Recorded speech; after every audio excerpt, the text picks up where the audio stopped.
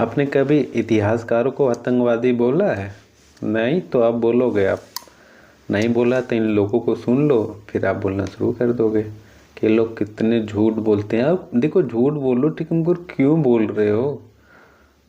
ये नहीं कि झूठ क्यों बोलते हो, आखिर दिक्कत क्या है? तुम्हें कुछ मिल रहा होगा तभी तो बोल रहे। इसे फ्री में कौन झूठ बोले? तो पहले इनकी कहानी सुन लेते हैं जो बोल रहे हैं। पर छोटा सा इनका पार्ट मैं आप लोग को दिखा रहा हूँ, इनको सुन लीजिए, थोड़ा सा एनालाइज करेंगे, फिर बाद में बड़ी बड़ी जब इनको बहुत बड़ा एक्सपोज करूँगा तो बाद पहले छोटा छोटा सुन लेते हैं। था ये हम बहुत लोग बहुत इतिहासकार बात करते हैं उसके और ये भूल जाते हैं कि वो at the end of the day king था। अभी मक्खनलाल जी ने काफी कुछ बातें की, तो पहले मैं मासिर आलमगीरी का थोड़ा एक डाउट क्लियर कर दूं। साकिब मुस्ताद खान उनके कोर्ट क्रॉनिकलर नहीं थे। मासिर आलमगीरी तब नहीं लिखी गई जब औरंगजेब रेन कर रहे थे, उनकी डेथ के बाद लिखी गई। साकिब मुस्ताद खान उनके दीवान में काम करते, विच मीन्स उनके रेवेन्यू डिपार्टमेंट में काम करते थे। तो he is not a court chronicler at all. और ये जो लिखी गई है बाद में लिखी गई है। एज ए हिस्टोरियन ये हमारे लिए बहुत इंपॉर्टेंट होता है कि हम देखें कि किताब अगर लिखी गई तो कब लिखी गई, आई विटनेस अकाउंट है कि नहीं है। साकिब मुस्ताद खान ने सब कुछ देखा अपने हिसाब से, ऐसा तो हो नहीं सकता, और बाद में लिखी गई थी तो अपने आप में एक लेटर सोर्स है। कश्मीर के राजा हर्ष को घोषित करना चाहिए, क्योंकि वो ही इंडियन हिस्ट्री में एक ऐसे रूलर हैं जिन्होंने टेम्पल डिस्ट्रक्शन को, मंदिर तोड़ने को एक बाकायदा इंस्टीट्यूशन बनाया। उन्होंने एक पद घोषित किया, काल्हान की राजतरंगिणी में मौजूद है। हर्ष का 1089 से 1101 एडी तक का रूल है, आप जाके देख सकते हैं। उसमें ये लिखा है कि उन्होंने देव उत्पात नायक का एक पद बनाया, जिसका मतलब होता है देवों को उत्पात करने वाला, मतलब दैविक मूर्तियों को तोड़ने वाला। कई बार हिंदू राजाओं ने भी मंदिर तोड़े, और एक 11वीं शताब्दी कश्मीर में एक राजा थे हर्षदेव, उनका उल्लेख मिलता है कल्हण की राज तरंगिणी में। कल्हण सुन लिया आपने। तो इसमें आपने देखा होगा कि जो रुचिका शर्मा जी है, ये बता रही है कि जो लेडीज़ है ये बता रही है कि कोई जब हिस्ट्री किसी के बारे में, किसी की आत्मकथा लिखी जाती है, वो उसके आंखों के सामने लिखी जाती है तो ज़्यादा प्रमाणित मानी जाती है। ऐसे उसके मरने के बाद लिखने का कोई मतलब नहीं है, उसमें झूठ और सच भी लिखा जा सकता है। ठीक है, तो वो बोले जो औरंगजेब का वो लेखक था जो उसकी आत्मकथा लिखा था मासिर आलमगीरी, साकिब मुस्ताद खान, हो सकता है उसने झूठ लिखा हो क्योंकि उसके मरने के बाद लिखा हुआ था। और 1707 में वो मर गए थे औरंगजेब, उसके बाद 1710 में इसने पूरी कहानी लिखी। मगर आपको पता होगा कि ये जो मुस्ताद खान है उसके राज्य में, उसके दरबार में काम करता था, दीवान देखता था, रक्षा विभाग जो भी देखता था वो काम करता था, वो रहा था, वो कुछ देखा भी था। और जो उसने लिखा उसका कुछ प्रमाण मिलता है, जैसे कासू मत और मथुरा दिखता भी है कि वो उसमें लिखा है मासिर आलमगीरी में, तो यहाँ मिलता भी है। ठीक है, ये दो चीज़ों। यही औरत जब आगे बढ़ती है तो बोलती है कि जो मंदिर तोड़ने वाला सबसे अधिक राजा हर्ष हिंदू था, उसने बहुत मंदिर तोड़े थे। तो फिर इसे बताती है लिखा कहाँ है, तो ये एक किताब का नाम लेती है, अब ध्यान सुनिएगा। बोलेगी कि कल्हण के राज तरंगिणी में लिखा गया है कि हर्ष ने मंदिर तोड़ने का एक विभाग बनाया था, और विभाग का नाम रखा था देव निर्वाण। उस विभाग का नाम था देव उत्पादन। अच्छा, उत्पादन माने तोड़ना होता है? आपने कहीं पढ़ा है? दुनिया का एक कंपनी जो उत्पादन करती है अपने प्रोडक्ट तोड़ के बेचती है? नहीं पता, तो तोड़ के बेचती है तो ठीक है, हम भी समझ लेंगे यार क्यों गलत प्रोडक्ट बेचती है। अपने बड़े बड़े कंपनी को सुना गया इतने प्रोडक्ट उत्पादन करती है, ये करती है। किसान खेत में अन्न उत्पादन करता है तो तोड़ देता है अन्न। अब मैडम बोल रही कि उत्पादन माने तोड़ना होता है, तो यार आगे इतिहास में क्या बताऊं, अब तो आप समझ ही गए होंगे कि कितने चूतिया लोग ये लोग हैं।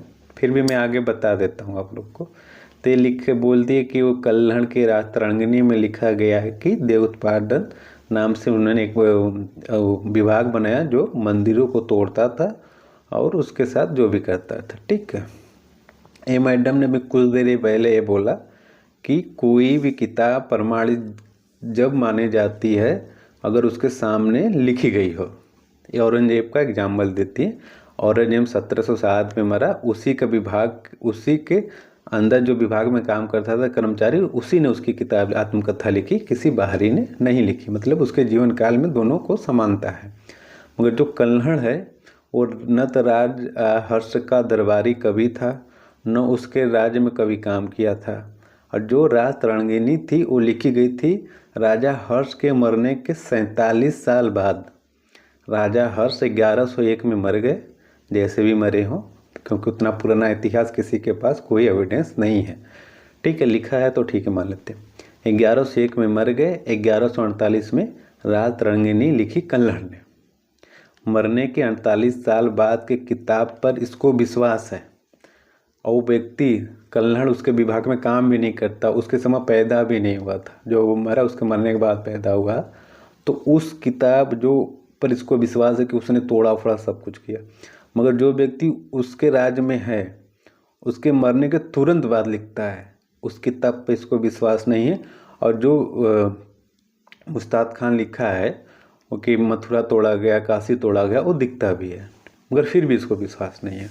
मगर राज तरंगिणी पे क्यों है? अब इससे पूछना, इसको भी नहीं है। इसके एक साथी और है जो प्रोफेसर है, ये तो और पागल आदमी, पता नहीं कैसे यार पढ़ते हैं लोग। नहीं पढ़ना था तो छोड़ देते, जुटना सरकार का पैसा नुकसान किए।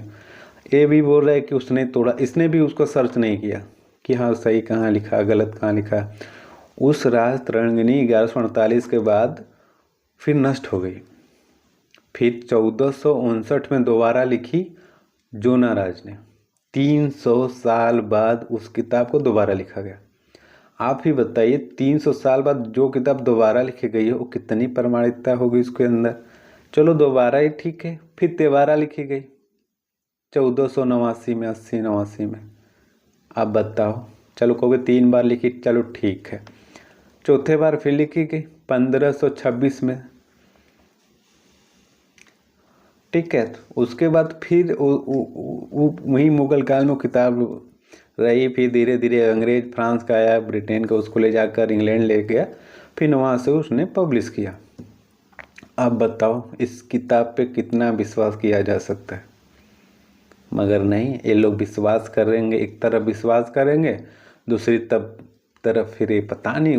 अब इनको क्या बोलोगे, आतंकवादी नहीं बोलोगे? कोई इतिहास झूठा क्यों बताते हो यार? सही बताओ ना इतिहास, किसी को क्यों झूठा बताते हो कि अरे यार ऐसे लिखा है ऐसे?